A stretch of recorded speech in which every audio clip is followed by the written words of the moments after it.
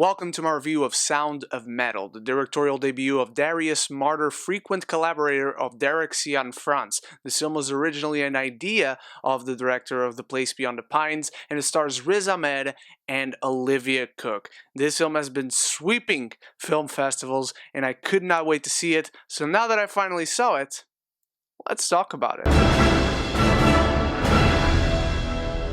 We follow a heavy metal drummer whose life is thrown into freefall when he begins to lose his hearing. Now, as I mentioned in the opening, I was extremely excited for this film because I'm a huge fan of Riz Ahmed. I'm a metalhead myself, and the whole premise just sounded very interesting. But before I give you my thoughts, I want to know your thoughts. Start the conversation in the comments. That's the most important part of every review. And also, if you're new here but you want to see more reviews, click the subscribe button, consider doing that, and also click in the bell because I will bring you many more reviews. Plus, don't tell anyone, but it's free. And also, my Fire merch is on sale on TeePublic and Redbubble. Those links are in the description. So, how excited I was for the Sound of Metal.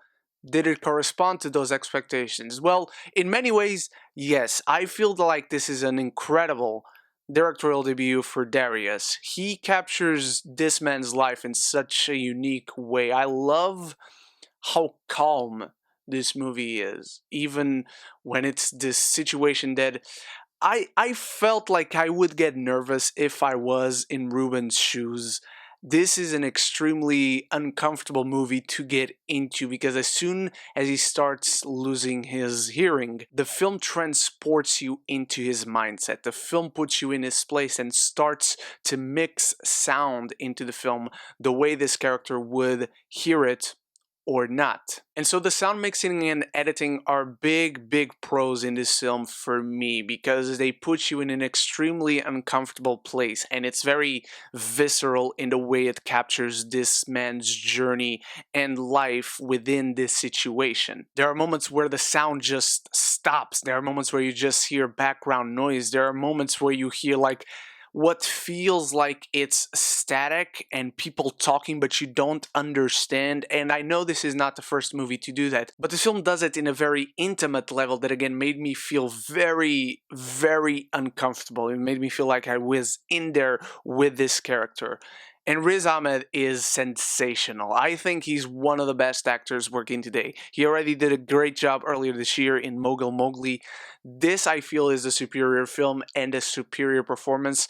There are so many moments where you can just read a lot into this character just by the way he's sitting and looking into nothing. There are moments where the film is completely silent and you have no sounds. People literally are not talking. They are just using American Sign Language or just trying to read each other's lips. And so that gives the actors a lot to work with. And for what I know, they hired actually deaf people and people who can use American Sign Language to communicate. And I thought that gave a level of realism and an edge of viscerality to the film as well, because in many ways it feels very much like it's a movie that is captured by the lens of Derek Cianfrance. And Darius Marder, being a frequent collaborator of that director who I'm a big fan of, you can clearly see that they rub off on each other. You can clearly see the work of the other director influencing this one. Nevertheless, Darius makes it his own, and it's great to see such a strong directorial debut from the man. But someone that really surprised me in this film was Raci. I hope that's how I pronounce his last name. He plays Joe, who's a man that leads a community of deaf people, and he welcomes in Ruben near the beginning of the film. There's a scene where Ruben is in this very difficult situation without wanting to spoil anything, and he pours his heart out to Joe, and Raci just obliterated me. That scene is so good, and he's good in the rest of the film as well, but that's the one scene I'll remember him from. I have never seen this man in my life. I think he's one of the non-actors there are in the movie that can actually use American Sign Language, and I thought he did such a great job. But as much as I love Sound of Metal, I couldn't escape a few issues.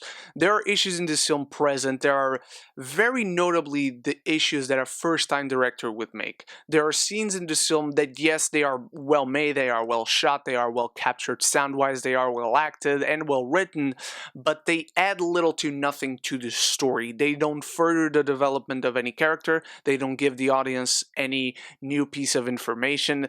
So I just thought you can cut a little bit here and there. This film runs at 2 hours. I think it could have been down to an hour 45, maybe even an hour 40. There are just scenes that I liked what I was seeing, but it added nothing to the overall experience, and they could very well be chopped down. Because in the second act, there are a few scenes that you can tell, okay, this isn't generating a lot of conflict, internal or external, for our character, so you can clearly see what scenes could have been cut from the film. Nevertheless, the film captures what can only be described as a man's harshest times through a very visceral, personal, intimate lens. Riz Ahmed's main performance is sensational from beginning to end, and the way the film mixes in and out sound to put you in his place, it's extremely uncomfortable in the best way possible. I'm giving Sound of Metal a B+.